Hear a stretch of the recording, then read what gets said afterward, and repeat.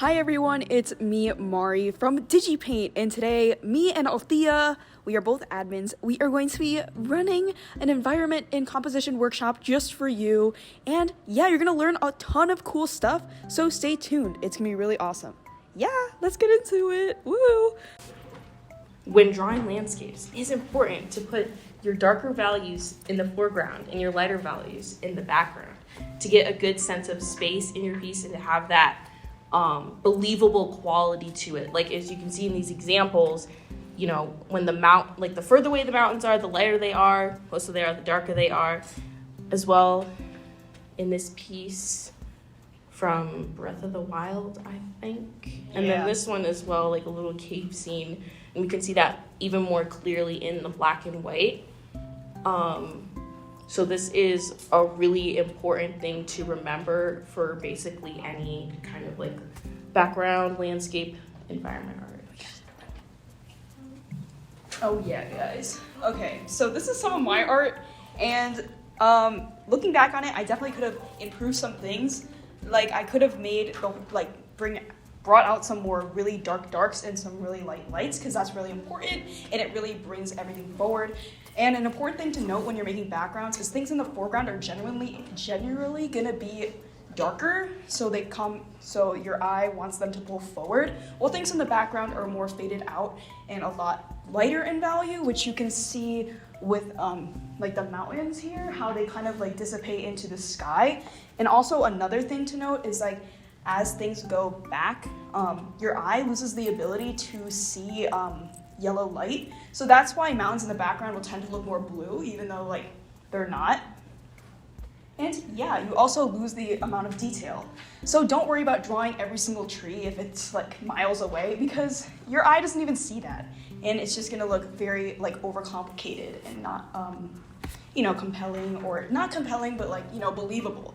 And yeah, so as you can see with my art here, I blended it out with the sky, and while Link and the horse are coming forward because they're darker.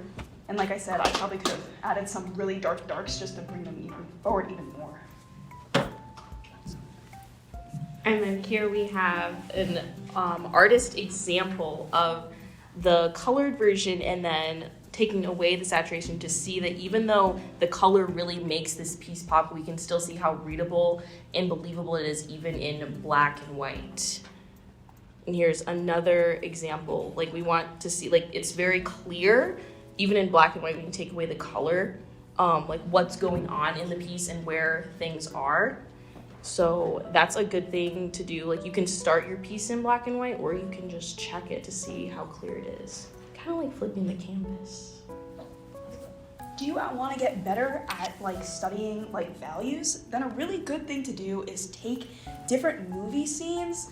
Shout out to Mari Kamidoi for these sheets. And you just want to take different movie scenes with really good lighting and try to interpret them into 3 values. And you want to make sure that things are readable, because this is something that a lot of beginner artists struggle with. It's just, how do I make the person stand out from the background? And the most important thing is value, not color, not line.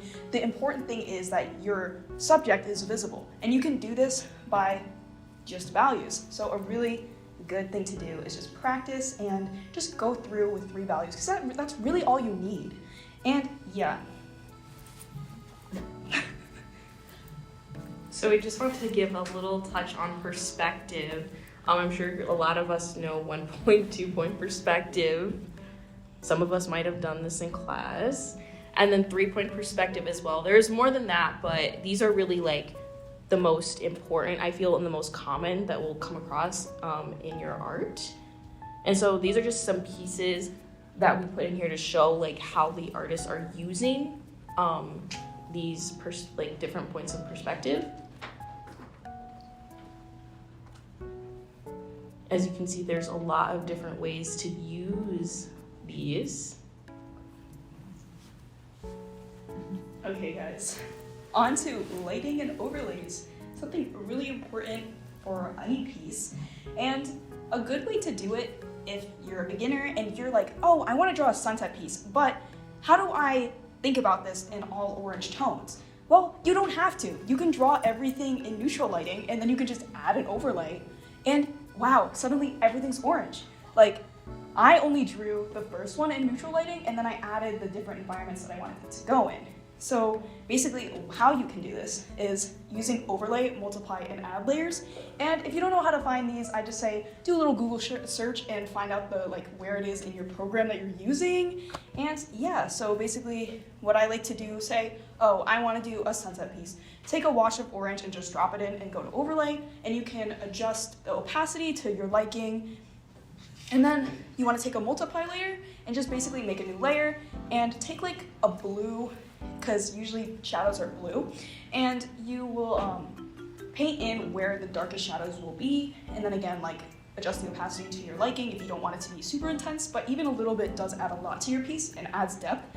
And then add an add layer. This will just add a very, very bright light, and this is really important because it brings everything forward and makes it look a lot more visually appealing. And yeah, but also an important thing to notice with add is that you really don't want to overdo it. So don't add like bright highlights everywhere, because it'll just make your piece look muddy and like there's too much going on. So choose a few spots that you think are really important for the eye to go to, like the top of the snow or like the back of the bird. And yeah, just focus on those.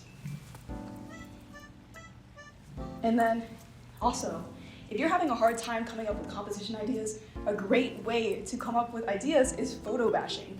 If you're not sure how to, like, if you're like, I can't find any good references for exactly what I want to draw, well, you can make your own.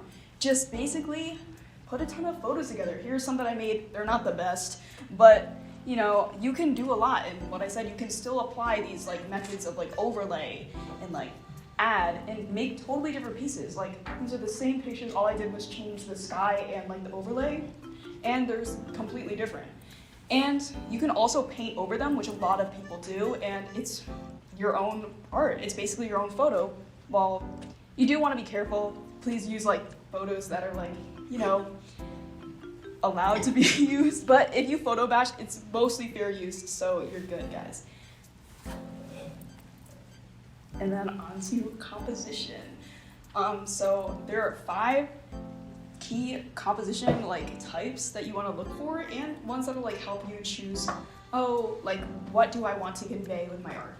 And these ones are small versus big, arrival shot, hiding from / spying on, altarpiece, and close-up. So shout out to Irene Pan again for these screenshots, but I did the little Red Riding Hood one on the other side. Wait. Sorry. Yeah, so yeah, what are you trying to convey with your piece? So like the Moana one, it's very like intense because there's a small figure and just like a really big head, and this like also like can show, oh, what is the seriousness of the situation? Like I don't know. It's much better than say a shot where like they almost look the same size, because it really emphasizes like the difference. And then arrival shot is like when your character walks into a new world and you just get a shot of the landscape, and it's like, oh wow, this is so pretty, and you get like, or it can be so intense and you just get a sense for where your character is and what they're gonna do. And then hiding from or spying on is like you're looking through a keyhole or like looking through a window, and it's kind of like, oh, you're getting a slice of life, or it can be a little bit more creepy, being like, oh, you're spying on someone, you know? And then altarpiece. This one's a little bit confusing sometimes, because if you're trying to use the rule of thirds, this doesn't really apply because the character or the subject is right in the middle, which you don't want to do all the time because usually it will sometimes look very flat or boring. But if you know when to use the altarpiece, it can be really effective. Like Cinderella here is like standing in the middle and she's looking out onto this like beautiful row of chandeliers, and it's like very, very intense. Well, you don't want to use this all the time, like I said, just use it for emphasis. And then there's a close-up, which is like you get like a really good look into the character and what they're feeling and their emotions. Okay guys, we're gonna have a little bit of a discussion here. Can people guess which one of the compositions these follow? So we're gonna start with Gwen. Does anyone remember the types? Yeah? Big, small? No, it's close up, but good try. because it's like looking straight up at her, so it's like a close-up of her face, and you get really a good sense of like what she's like, I don't know, her as a character. Does anyone know what Zelda is? Was it the altarpiece? Yes, it is. Good job. Does anyone know what the third one is of me? If anyone needs a reminder, these are the ones. Anna. Hiding from her spine. Good job! Yeah! Okay, what's the one of Link, guys? Yeah, for sure. Georgie? Oh, wait, the one on this side? Yeah, Small versus big? yes. And what is the one with the dragon? Or actually, no, that was the one that Georgie said. Oh, my bad. What is the one with the statue? My bad. What are the options? Oh, Althea knows it? Do you want to say it? It's a rifle shot. Yeah! You guys did so good. Thank you for the participation. It means a lot. Thank you. I should have put them on the slide. I'm very sorry about that. Okay. Testing the memory. And then another tip to help your compositions. I'm sure a lot of us have heard of this, the rule of thirds. Any photographers in the room? Yeah. Oh my God. Hello, guys. I'm sure like, you guys are like, you guys know this, okay? So this is a screenshot from the hit game Genshin Impact, okay? I took it. I put the rule of thirds over it. I put that over my canvas and I drew it. Not well, but that helped me be able to make a more accurate to the composition and have the parts of the piece not kind of get lost and kind of like completely different than it actually looks. But this is also this is good for studies. This is also good for figuring out your own compositions, hitting the different points of the rule of thirds to have a more readable and visually interesting piece. So this is a good thing to use for your pieces as well. And then characters in your environment. So this is just a piece that I did where we see the focus is on this red object, but the character is also present in the environment. So I just want to take you through a few different pieces to talk about how to integrate the characters in your environment and how to decide what kind of role you want them to take. These are two other pieces I did. I would say that these aren't necessarily completely focused on the character. They're very in this one without color, they're very small. They are pretty detailed, but obviously the scene around them takes a big role as well. And then for this one, it's more focused on the color and the characters. You can't really see their faces as well. So again, they're not taking a huge role. I would say that for the colored one, it's more of perspective is kind of taking the forefront here in the environment. And then we have these from Studio Ghibli and Arcane. These ones, we have landscape versus industrial backgrounds. There's a lot of different types of environments that you can create, as we saw with mine as well. So for these, the characters as well are not really taking a huge role here, especially for the city one. I would say the city is a big focus, so I would say that the character's hair in Arcane does make them stand out, and as well as in Ghibli you can see her yellow dress makes her stand out, but then we see the vastness of the landscape as well. So I'd say for these the character is kind of working with the background rather than taking particular forefront. And we have some words from Mari as well. Yeah. So, are you a beginner and trying to choose, what do I want my background piece to look like? Should I go with a natural one, or should I go with a more complex cityscape?